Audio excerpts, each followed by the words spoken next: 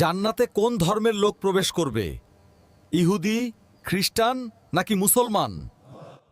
একটি প্রশ্ন ছিল যে জান্নাতে কোন ধর্মের লোক প্রবেশ করবে, ইহুদি, খ্রিস্টান নাকি মুসলমান? এই প্রশ্নের উত্তরের জন্য 3 ধর্মের আলেমদের বা ধর্মগুরুদের আমন্ত্রণ জানানো হয়েছিল এবং তাদের সামনে এই প্রশ্নটি রাখা হয়েছিল, জান্নাতে কে যাবে, ইহুদি, খ্রিস্টান নাকি মুসলমান? মুসলমানদের পক্ষ থেকে ইমাম মোহাম্মদ উবায়দা দাঁড়িয়ে এমন এক অকাট্য ও যুক্তিপূর্ণ উত্তর দিলেন যে মাহফিলে উপস্থিত সমস্ত সমালোচক সহ খ্রিস্টান পাদ্রী এবং ইহুদি রাব্বিরাও লজ্জিত হলেন এবং কোনো উত্তর না দিয়ে নিঃশব্দে উঠে চলে গেলেন। তার উত্তরটি ছিল সংক্ষিপ্ত, সুদূর প্রসারী এবং গ্রহণযোগ্যতায় ভরপুর।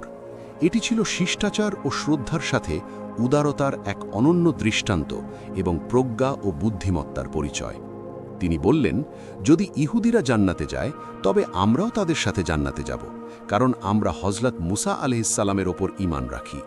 যদি খ্রিস্টানরা জান্নাতে যায় তবে আমরাও তাদের সাথে জান্নাতে যাব, কারণ আমরা হযরত ঈসা আলাইহিসসালামের ওপরও ঈমান রাখি।